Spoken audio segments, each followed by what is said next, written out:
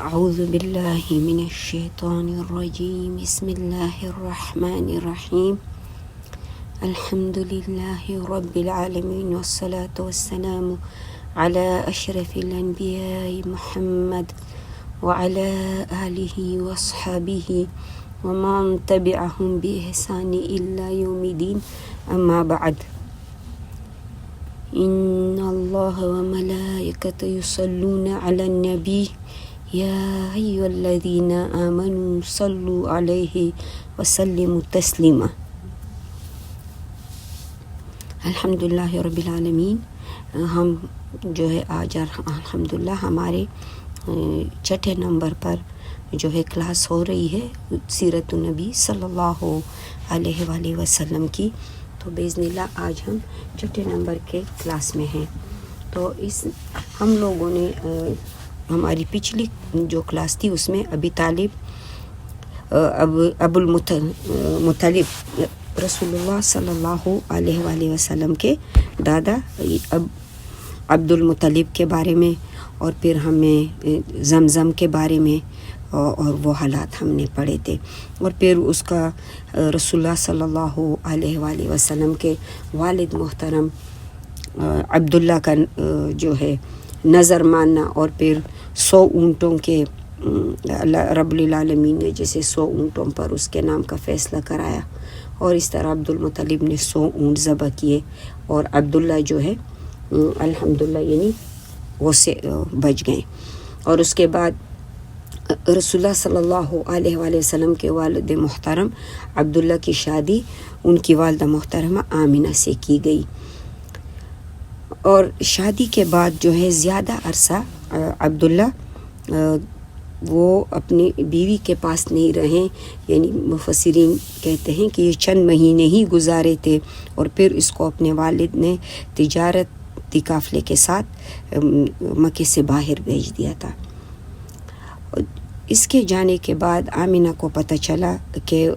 اس کو اللہ رب العالمین نے امید سے کیا ہے، تو وہ بہت خوش تھی، وہ بہت خوش تھی، اور جیسے کہ ہر عورت ہوتی ہیں کہ میرا شوہر آئے گا، میں تو اس کو ایک بہت ہی بڑی خوشخبری سناؤں گی، اور یہ سن کے وہ بہت ہی خوش ہوگا کہ اب جو ہے نا ہمارے گھر میں انہیں اللہ تعالیٰ نے ہمیں اولاد دے دی، تو بہت خوش تھی وہ۔ جب قافلے کے آنے کے دن قریب ہوئے، سب عورتوں کی طرح آمنہ بھی بہت شدت سے انتظار کر رہی تھی اپنے شوہر کا، ظاہر ہے نئی نویلی دلہن تھی، لیکن جب قافلہ آیا تو عبداللہ نہیں آئے، اور عبد المطلب جو ہیں انہوں نے قافلے والوں سے معلوم کیا، قافلے والوں نے بتایا کہ وہ ہمارے ساتھ نہیں آئے، شاید ہمارے پیچھے والے قافلے کے ساتھ ہو، کیونکہ وہ بیمار ہو گئے تھے۔ اب جب آمنہ جو تھی وہ اپنے شوہر کا انتظار کر رہی تھی، عبد المطلب آئے دروازے پہ، اور وہ بھاگ کے گئی، دروازہ کھولا۔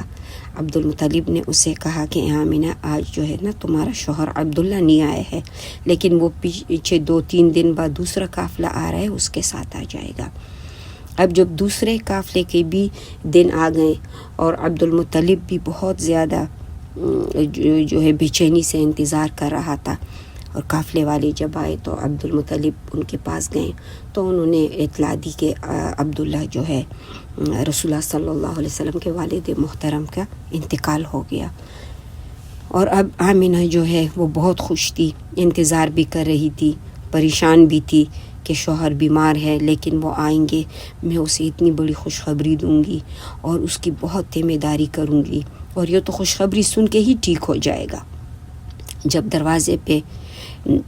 یعنی دروازہ بجایا اس کے عبد المطلب نے، عبداللہ کے باپ نے، تو اس نے بھاگتی ہوئی آئی، دروازہ کھولا کہ شاید اب اس وقت میرے جو ہے نا شوہر آ گئے ہیں، لیکن کھول کے دیکھا تو عبد المطلب ہیں، اور انہوں نے اسے کہا کہ آمنہ اب عبداللہ کبھی واپس آنے والے نہیں ہیں۔ تو آپ صلی اللہ علیہ وآلہ وسلم ابھی ماں کے پیٹ میں ہی تھے کہ والد کا انتقال ہو گیا، اور رب العالمین نے آپ صلی اللہ علیہ وآلہ وسلم کے والد کا سایہ جو ہے وہ آپ صلی اللہ علیہ وسلم کی پیدائش سے پہلے ہی اٹھا دیا۔ اور ابھی رسول اللہ صلی اللہ علیہ وآلہ وسلم کی پیدائش اور پرورش کے بارے میں اب ہماری جو آج کی کلاس ہے ہوگی. سب سے پہلے تو یہ بات ضروری ہے کہ آپ صلی اللہ علیہ وآلہ وسلم کے ہم پر بہت احسانات ہیں، بہت زیادہ احسانات ہیں جو ہم نہیں ادا کر سکتے، لیکن ہم سب کو سیرت النبی صلی اللہ علیہ وآلہ وسلم ہم پڑھ رہے ہیں، جو سننے والے ہیں سن رہے ہیں، سب کو ایک پکی اپنی عادت بنانی چاہیے. آپ کا نام بہت زیادہ آئے گا، بار بار آئے گا، تو جب بھی نام آ جائیں ضرور آپ پر درود و سلام بھیجا جائے، ضرور درود و سلام بھیجا جائے. اور صلی اللہ علیہ وآلہ وسلم اگر بہت لمبی درود نہ بھیج سکیں تو صلی اللہ علیہ وآلہ وسلم ضرور کہیں. اچھا، اب جو ہے آپ صلی اللہ علیہ وآلہ وسلم کے آنے سے پہلے اللہ رب العالمین نے تورات میں اور انجیل میں بھی آپ صلی اللہ علیہ وآلہ وسلم کے آنے کی خوشخبریاں دی تھی. اور آپ صلی اللہ علیہ وسلم کی خوشخبری تو انبیاء علیہ السلام کو اس وقت بھی رب العالمین نے دی تھی جس وقت اللہ تعالیٰ نے ساری ارواحوں سے عہد لیا تھا، عہد الست بربکم. سب روحوں نے کہا کہ بلا. اللہ نے پوچھا کہ کیا میں تمہارا رب نہیں ہوں؟ تو سب روحوں نے کہا کہ کیوں نہیں یا الہی، تو ہی ہمارا رب العالمین ہے. اس وقت سب انبیاء علیہ السلام سے اسی بات پہ عہد لیا گیا تھا کہ تم میں سے جس نے بھی رسول اللہ صلی اللہ علیہ وآلہ وسلم کا زمانہ پایا تو اس کا ساتھ بھی دیں گے اور اس کی نبوت کا اقرار بھی کریں گے. پھر جب انبیاء علیہ السلام کے سلسلے شروع ہوئے، موسیٰ علیہ السلام کی کتاب تورات میں رسول اللہ صلی اللہ علیہ وسلم کا ذکر، اور جو ہے زبور جو داؤد علیہ السلام پر نازل ہوئی، اس میں آپ صلی اللہ علیہ وآلہ وسلم کی بشارت کی خوشخبری، اور عیسیٰ علیہ السلام جب آئیں انجیل میں آپ صلی اللہ علیہ وآلہ وسلم کے آنے کی خوشخبریاں. موسیٰ علیہ السلام کو جب تورات ملی تو تورات میں اس میں اللہ تعالیٰ نے جو ہے آپ صلی اللہ علیہ وآلہ وسلم کی شان کو بیان کیا، اور آپ صلی اللہ علیہ وآلہ وسلم کی امت کے اصحاب جو اصحاب نبی صلی اللہ علیہ وآلہ وسلم ہیں اور اس کی امت کی بھی شان بیان کی. رسول اللہ صلی اللہ علیہ وآلہ وسلم کی امت کی بھی رب العالمین نے تورات میں تعریف کی، اصحاب اور امت کی. جب موسیٰ علیہ السلام نے تورات میں آپ صلی اللہ علیہ وآلہ وسلم کی آمد اور پھر آپ صلی اللہ علیہ وآلہ وسلم کے اصحاب اور امت کی تعریف موسیٰ علیہ السلام نے سنی تو اس نے پڑھی تو اس نے اللہ رب العالمین سے دعا کی کہ یا اللہ یہ امت جو ہے میری امت ہو، یا اللہ ایسی امت میری امت ہو. اللہ رب العالمین نے کہا کہ نہیں، یہ امت تو احمد کی ہوگی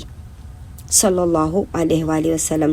اور اسی طرح عیسیٰ علیہ السلام نے اپنی قوم کو باقاعدہ خبر دی کہ میرے بعد ایک نبی آئیں گے جس کا نام احمد ہوگا، یعنی میرے بعد ایک نبی آئیں گے اس کا نام احمد ہوگا. تو اللہ رب العالمین پروردگاری دو عالم نے اپنے جو ہیں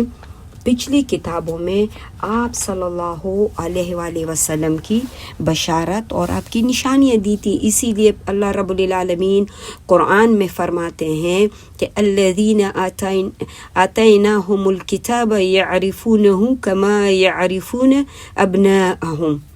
یعنی کہ وہ لوگ جن کو کتاب عطا کی گئی وہ تمہیں ایسے جانتے ہیں جیسے کہ کوئی اپنے بیٹوں کو جانتا ہو. یعنی اگر کسی کے بیٹے بڑے مجمع میں بھی دور سے آ رہے ہوں تو ان کو بھی ماں باپ کو پتہ چلتا ہے کہ اس مجمع میں کون سا میرا بیٹا ہے. تو اللہ تعالیٰ نے کہا کہ وہ تو تجھے ایسے جانتے ہیں جیسے وہ اپنے بیٹوں کو جانتے ہیں، اور بیٹے سے زیادہ، والدین سے زیادہ بیٹے کو اور کون جان سکتا ہے. تو اللہ تعالیٰ نے آپ کی بشارت جو ہے یعنی ان کو دی تھی. اور اس کے علاوہ جب جروسلم فتح ہوا تو جو یہود تھے وہ بیت المقدس کی چابیاں جو تھے وہ مسلمانوں کے حوالے نہیں کر رہے تھے، اور اس وقت خلیفہ حضرت عمر فاروق رضی اللہ عنہ ہوتے، وہ کہہ رہے تھے کہ ہم تب یہ چابیاں دیں گے جب خلیفہ خود یہاں آ جائیں اور ہم ان سے ملیں، تب ہم اس کو جو ہے نا یہ چابی یعنی خلیفہ کو دیں گے۔ اور عمر رضی اللہ عنہ کو مدینہ طیبہ سے بلایا گیا۔ جب عمر رضی اللہ عنہ اپنے غلام کے ساتھ آ رہے تھے تو یہ سارے لوگ جروسلم سے باہر یعنی استقبال کے لیے کھڑے تھے۔ تو عمر رضی اللہ عنہ کی باری تھی، کبھی وہ اونٹ پہ بیٹھتے اور کبھی غلام اونٹ پہ بیٹھتا۔ تو جس وقت یہ جروسلم کے قریب آ رہے تھے اس وقت عمر رضی اللہ عنہ کے غلام کی باری تھی اونٹ کے اوپر۔ تو جب قریب آ گئے تو سب لوگوں نے کہا کہ خلیفہ آ گئے، عمر رضی اللہ عنہ آ گئے۔ اصحاب تھے انہوں نے کہا کہ نہیں، یہ جو ہے وہ نہیں ہے، یہ تو اس کا غلام ہے، خلیفہ وہ جو پیدل چل کر آ رہے ہیں یہ وہ خلیفہ ہے۔ تو اس وقت انہوں نے کہا کہ واقعی یہ سچے نبی ہیں اور یہ اسی کے اصحاب ہیں جس کی تعریف اللہ رب العالمین نے انہی الفاظوں میں یعنی انجیل تورات میں کی تھی۔ تو انہوں نے وہ چابی یعنی ان کی جو اصحاب تھے ان کی نشانیوں سے جانا کہ واقعی جو ہے آپ صلی اللہ علیہ وآلہ وسلم سچے نبی ہیں، کیونکہ آپ کے اصحاب کو دیکھے۔ تو انہوں نے جو ہے چابیاں حوالے کر دی حضرت عمر فاروق کے۔ اور پھر آپ صلی اللہ علیہ وآلہ وسلم کے آنے سے پہلے اللہ رب العالمین نے خاص تیاریاں کی۔ دیکھو آپ صلی اللہ علیہ وسلم کے آنے سے جو ہے 700 سال پہلے ہم نے طوبہ بادشاہ کا واقعہ پڑھا، یمن کا، جب وہ آ گئے مدینہ طیبہ پہ اس نے حملہ کیا۔ یعنی وہ کافی بادشاہ جو ہوتے ہیں سپر پاور میں ہوتے ہیں تو نکلنا اور پھر ملکوں کو فتح کرنا۔ تو مدینہ طیبہ والے حوس اور خزرج کے جو قبیلے تھے، حوس اور خزرج کے قبیلے، یہ کیا کرتے تھے کہ یہ پورا دن ان سے لڑتے تھے اور رات کو ان کی مہمانداری کرتے تھے۔ اور اس وقت ہم نے واقعہ پڑھا تھا کہ یہود کے علماء پھر اس بادشاہ کے پاس گئے اور اسے کہا کہ تم اس شہر کو فتح نہیں کر سکتے ہو کیونکہ یہ تو آخری نبی کے محمد صلی اللہ علیہ وآلہ وسلم کی ہجرت کا شہر ہے۔ تو تب وہ طوبہ بادشاہ جو ہے وہ ایمان بھی لائے، ظاہر ہے اس وقت یہودیت تھی، اور وہ جیسے اس نے جو ہے یہودیت مذہب اختیار کی۔ اور اس بادشاہ کے بارے میں ہم نے واقعہ پڑھا کہ بیت اللہ میں سب سے پہلے وہ بادشاہ تھا جس نے غلاف چڑھایا اور پھر اس نے بیت اللہ کا دروازہ بنایا اور تالے چابی کا سب کچھ انتظام کیا۔ اور پھر اس کے بعد ہم نے دیکھا کہ دیکھو آپ صلی اللہ علیہ وآلہ وسلم کے آنے سے پہلے اللہ رب العالمین نے وہ زمزم کا کنواں جو جرہم قبیلے نے اس کو بند کیا تھا، جو انہوں نے مطلب خانہ کعبے میں بعد میں جو سونے کے ہرنیاں وغیرہ رکھی تھی، کیونکہ جب بنو خزاعہ نے ان پر حملہ کیا اور مکہ فتح کیا تو پھر انہوں نے کیا کیا کہ وہ زمزم کے کنویں کو مکمل بند کیا اور اس میں وہ ہرنیاں سونے کی اور تلواریں اور زرے وہ چیزیں بھی ڈال دی، اور ایسے بند کیا کہ تاکہ خزاعی جو ہے اب ان کو پانی کی قلت ہو اور تو مطلب آخر میں جیسے ہار کے ساتھ ساتھ جو ہے یعنی وہ زمزم کو بند کر گئے۔ اور پھر اللہ رب العالمین نے آپ کے دادا جان کے ہاتھوں جو ہے وہ زمزم کے کنویں کو بھی نکالا۔ اور اس طرح قرآن میں ہم پڑھتے ہیں، سورہ جن میں خاص واقعے ہیں کہ آپ صلی اللہ علیہ وآلہ وسلم کے آنے سے پہلے آسمان پر بہت ٹائٹ پہرے لگائے تھے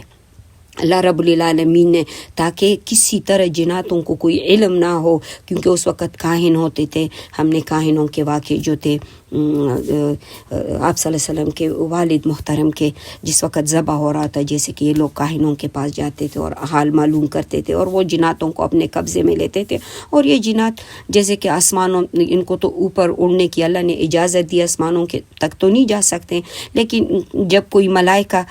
کو دیکھ لیتے ہیں یا وہ آپس میں باتیں کر رہے ہوتے ہیں کہ مثال کے طور پہ کہ آج بارش ہو رہی ہے، آج بارش ہونی ہے، پہلے تو وہ نہیں تھے نا، موسمیات کے سسٹم تو نہیں تھے،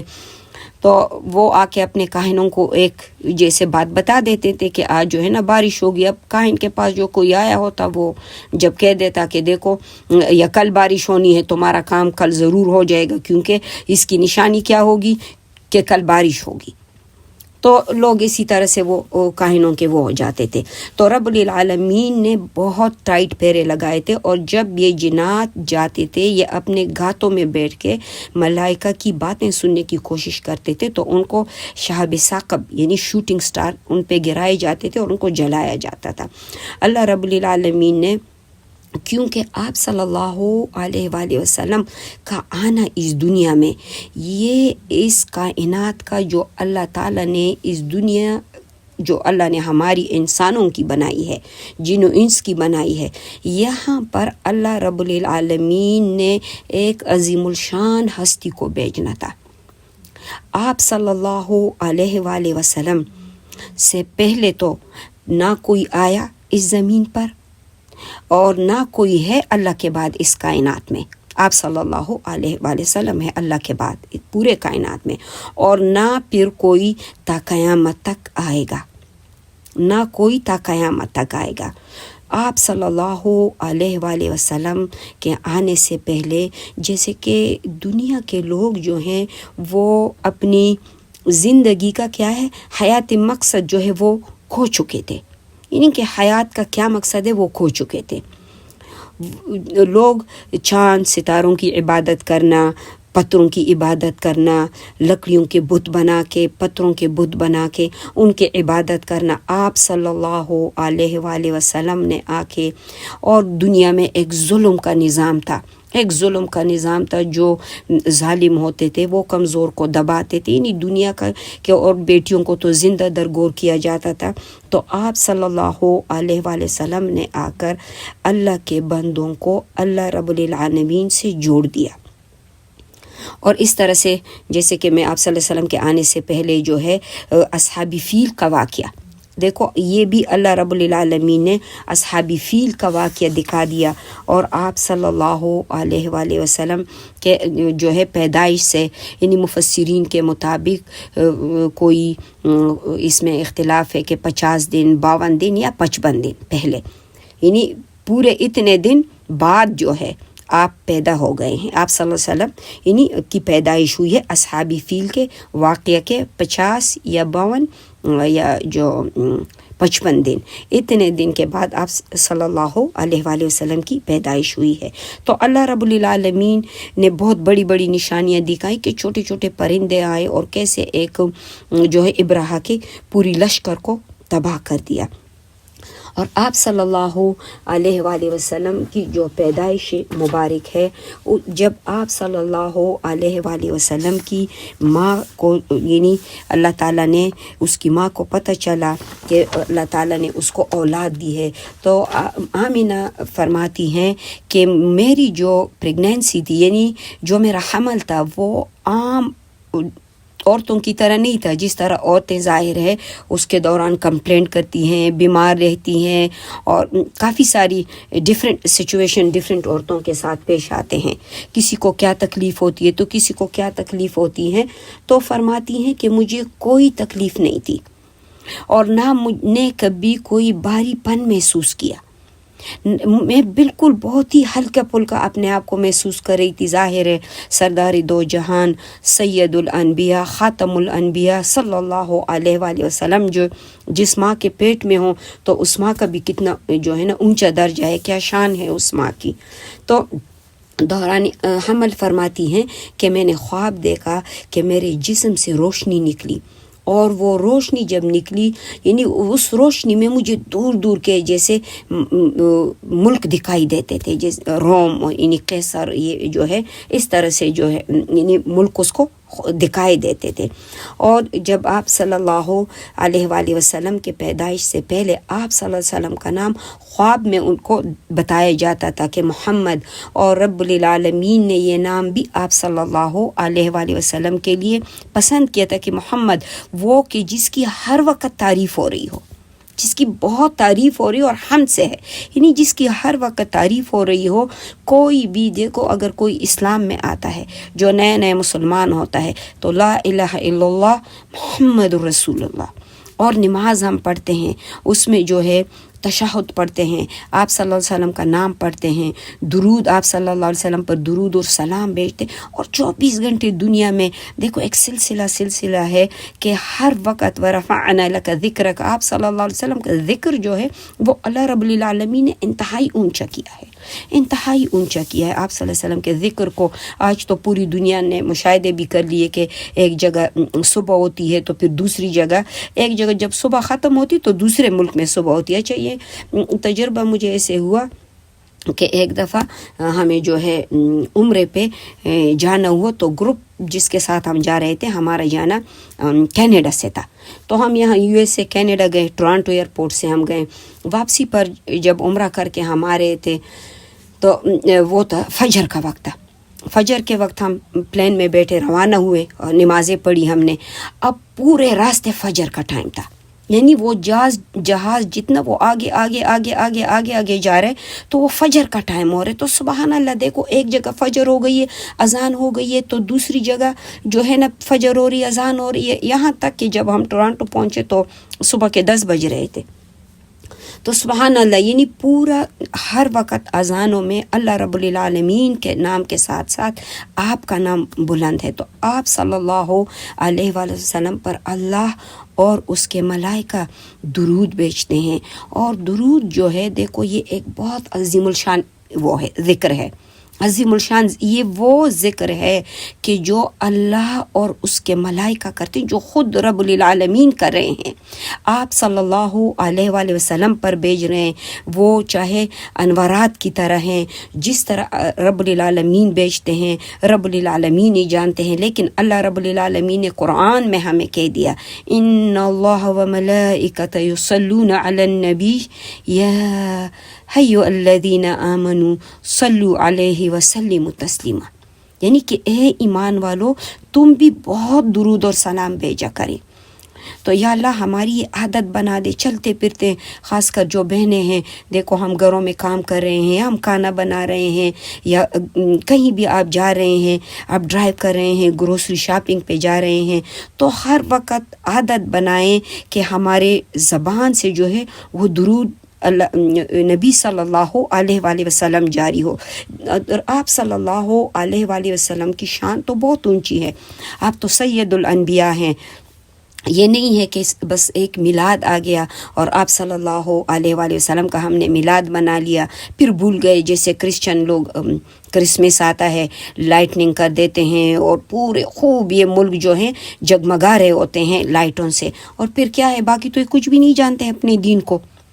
اور کچھ تو یہ نہیں جانتے ہیں، بس صرف ان کو اتنا پتہ ہے کہ کرسمس آ گیا اور خوب لائٹیں اور چراغان کی اور بہت سارے گفٹ لیے اور بہت سارے جو ہے کیک بنائے اور میٹھے بنائے اور دعوتیں کی اور یہی چیزیں، چرچ میں گئے اور خوب جو ہے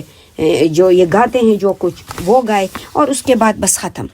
ہمارے اوپر تو آپ صلی اللہ علیہ وآلہ وسلم کے بے انتہا احسانات ہیں، ہمیں تو خود کو قرآن اور سیرت النبی صلی اللہ علیہ وآلہ وسلم سے جوڑنا ہے۔ آپ صلی اللہ علیہ وآلہ وسلم کی سیرت سے اپنی زندگی بدلنی ہے۔ مقصد کیا سیرت کا، کہ آپ صلی اللہ علیہ وآلہ وسلم کی سیرت کیا ہے، سیرت جو ہے یہ سیر کرنا، یعنی تفریح کرنا۔ ہم آپ صلی اللہ علیہ وسلم کی زندگی کو دیکھ رہے ہیں اور پھر ہم یہی کوشش کریں گے اور اللہ سے دعا بھی کریں گے کہ ہم اپنی زندگیوں کو اسی رنگ میں ڈالیں جو رنگ اللہ رب العالمین ہم سے چاہتے ہیں ہماری زندگی کا۔ تو آپ صلی اللہ علیہ وآلہ وسلم کی پیدائش، آپ صلی اللہ علیہ وآلہ وسلم کی جو پیدائش ہے اس کے بارے میں مفسرین جو کہتے ہیں وہ ربیع الاول کا 9 تاریخ، 9، 10، 11 اور 12، یعنی ان سب دنوں میں جو ہے مفسرین کے کہنے میں جمہور جو ہے وہ یہ کہتے ہیں کہ جو ہے 9 ربیع الاول ہے، لیکن ابن اسحاق نے جو ہے وہ 12 ربیع الاول کو لیا ہے، اور اسی طرح 12 ربیع الاول جو تھا آپ صلی اللہ علیہ وآلہ وسلم کے وفات ہونے کا دن ہے، اور پھر جب اس کو لیا گیا تو پھر یہی دن فیمس ہو گیا، اور پھر جیسے کہ ہم مسلمان اللہ رب العالمین اس جگہ ہمیں نہ لے جائیں کہ بس ہم 12 ربیع الاول آیا ہم نے چراغان کیے، لائٹیں جلائی اور عید منائی، کیونکہ یہ تو جو ہے ہمارے عیدیں تو اللہ تعالیٰ نے 2 ہی دی ہیں ہمیں، جو عید الاضحیٰ ہے اور جو ہے نا عید الفطر اور عید الاضحیٰ، یہی 2 عیدیں ہیں، اور تو عیدین ہیں ہی نہیں اسلام میں۔ تو اور آپ صلی اللہ علیہ وآلہ وسلم کی محبت کیا ہے کہ ہم قرآن کو سمجھیں، اس پر عمل کریں، اور ہم آپ صلی اللہ علیہ وسلم کی سیرت کو اپنے سینے میں رکھیں، قرآن کو رکھیں، احادیث کو رکھیں، اور کیوں نہ خوشی منائیں۔ آپ صلی اللہ علیہ وسلم نے اپنے پیدائش کی خوشی میں پیر کے دن کا روزہ رکھا، ہر پیر کو روزہ رکھیں، کیوں نہ رکھیں ہم پیر کا روزہ، کہ آپ صلی اللہ علیہ وآلہ وسلم پیر کے دن آنا کنفرم ہے کہ آپ پیر کے دن یعنی ربیع الاول میں آئے ہیں، لیکن دن میں اختلاف ہے، تو ہر پیر کو اللہ تعالیٰ پھر توفیق دیتے ہیں، جب پیر کو رکھتے ہیں تو پھر آٹومیٹیکلی انسان جو ہے وہ جمعرات کا بھی رکھتا ہے، تو کیوں نہ ہو محبت۔ لیکن محبت ایسی نہیں کہ بس اللہ رب العالمین معاف کر دیں، کہ وہ تو یہ بھی تو کہہ دیں نا کہ ہمیں اپنے جیزے سے محبت ہے، جو لائٹیں وائٹیں جلاتے ہیں اور پورے جو ہے نا کیا کچھ کرتے ہیں، اور پھر اس کے بعد جو ہیں خود ان سے میں ان کے دین کے بارے میں پوچھتی ہوں، یہ کہتے ہیں کہ ہمیں کچھ علم نہیں، خود یہ کہتے ہیں کہ ہم نہیں جانتے، ہمیں جو ہے نا میں ریلیجس نہیں ہوں،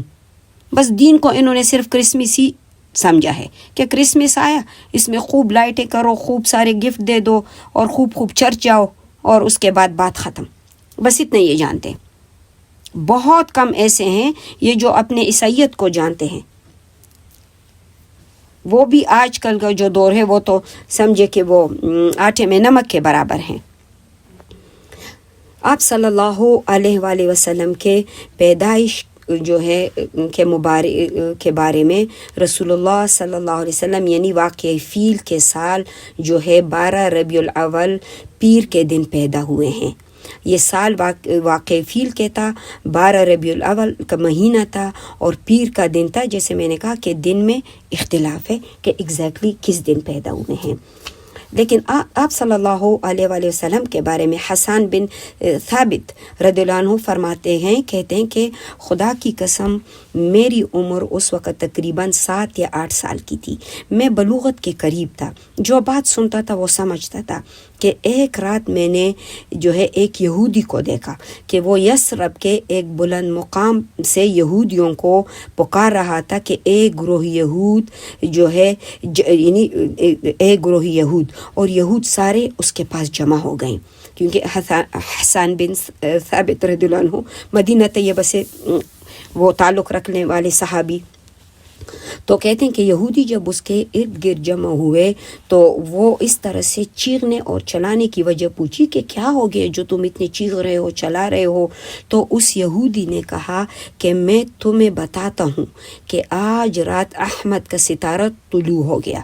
جس میں اس کی پیدائش ہوگی۔ ابن اسحاق کا کہنا ہے کہ میں نے عبد الرحمن بن حسان یعنی جو ہے نا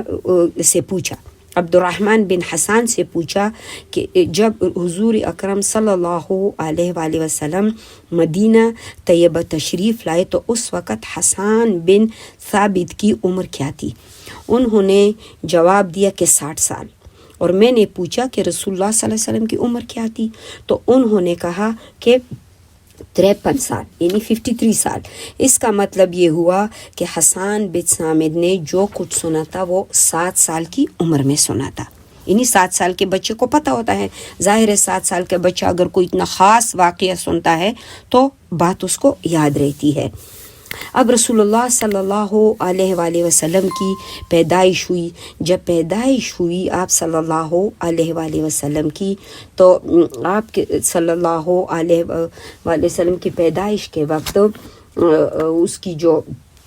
ابو لہب کی لونڈی تھی، ابو لہب کی جو لونڈی تھی سویبہ سویبہ رضی اللہ عنہ وہ آمینہ کے ساتھ تھی، اور اللہ رب العالمین نے جب آمینہ کو سردار دو جہان محمد صلی اللہ علیہ وآلہ وسلم دے دیا تو یہ خبر جو ہے سب سے پہلے اس کے دادا کو دی گئی، اور دادا بہت خوش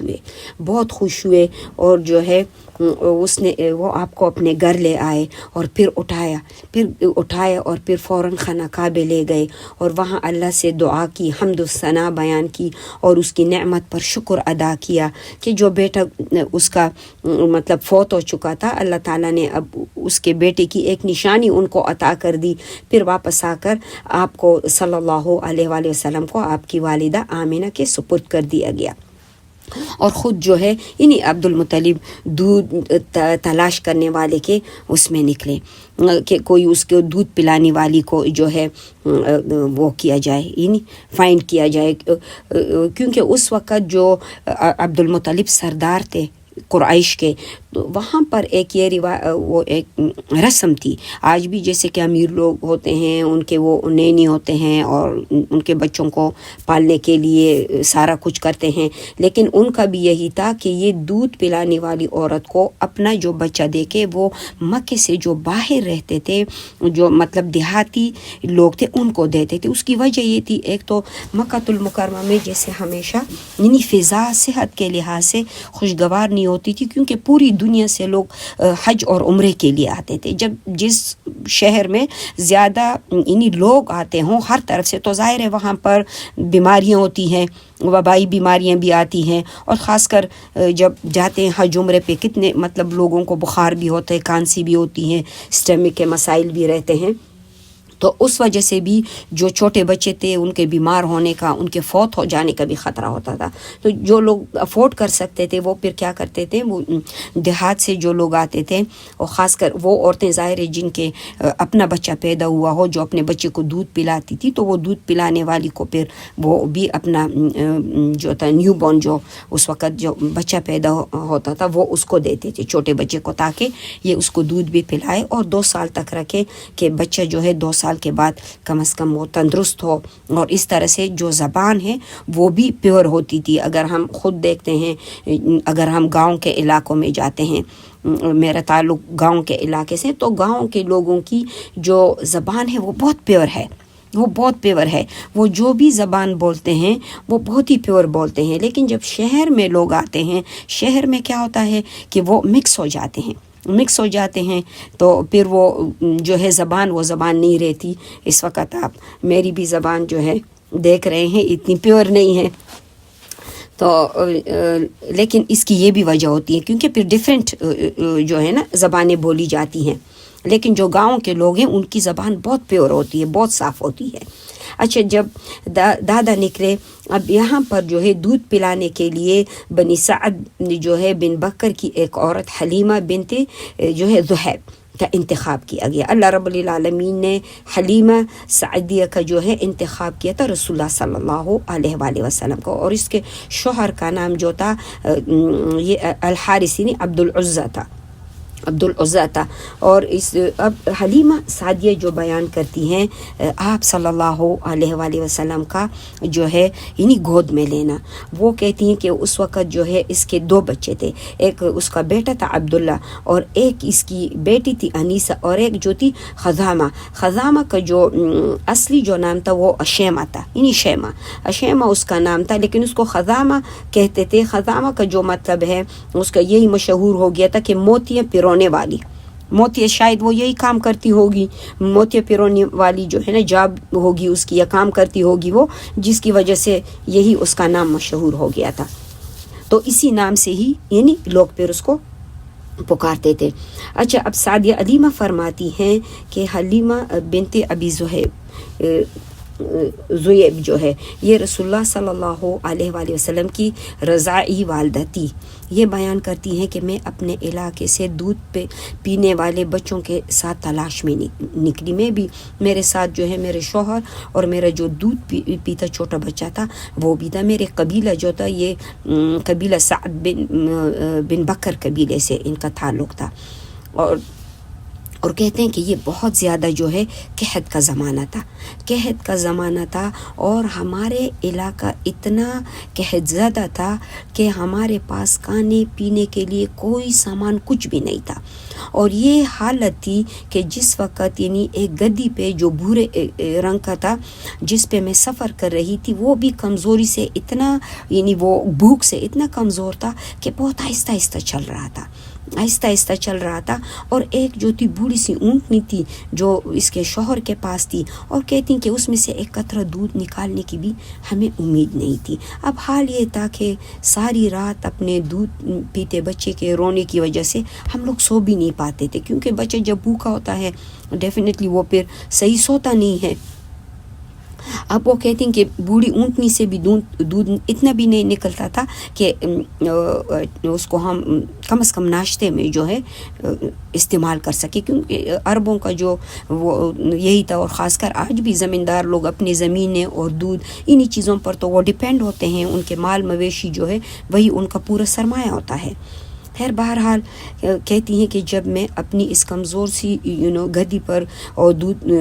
پینے والے بچوں کی تلاش میں نکلی تو تھوڑی دیر بعد میں تھک گئی اور کمزوری جو تھی اور میری جو گدی تھی وہ بھی بہت تھک گئی اور سستی کی وجہ سے جو ہے میری ساتھیوں کو تکلیف بھی ہونے لگی اور مصیبت برداشت کرنی پڑی ان کو میری وجہ سے اور کمزور سی میری گدی کی وجہ سے. خیر کہتی ہیں بالآخر جو ہے ہم مکہ پہنچ گئے. ہم میں ہر عورت کے سامنے رسول اللہ صلی اللہ علیہ وسلم کو پیش کیا گیا لیکن جب انہی سب کو کہا جاتا تھا کہ یہ بچہ جو ہے کیا ہے اس کا انہی تو بڑے خاندان کا بچہ ہے لیکن یتیم ہو چکا ہے باپ نہیں ہے تو اب جو کچھ ملے گا ظاہر ہے دادا سے ملے گا. اب دادا سے زیادہ حسن سلوک کی توقع نہیں تھی. اب ظاہر ہے لوگ جو گئے تھے اپنی غربت کی وجہ سے گئے تھے کہ ان کو کوئی بچہ ملے اور پھر اس بچے کے ذریعے وہ لوگ ان کو بھی ان کی ٹیک کیئر کریں تاکہ اس طرح سے وہ اپنی زندگی کا گزارا کر سکیں. لیکن خیر وہ کہتی ہیں کہ جو اس کی اب سب لوگوں کو جو ہے کسی نہ کسی کا بچہ تو مل گیا, سب کے گودوں میں کوئی نہ کوئی بچہ آ گیا. اب صرف میں ہی ایک تھی جو مجھے ابھی تک کوئی بچہ نہیں ملا تھا. کہتی ہیں کہ اس کے بعد جو ہے میرے شوہر سے میں نے کہا کہ ہم اس یتیم بچے کو لیتے ہیں. دیکھو عرب جیسے بھی تھے لیکن ان کے اندر جو تھی صلہ رحمی تھی. تو کہتے ہیں کہ میرے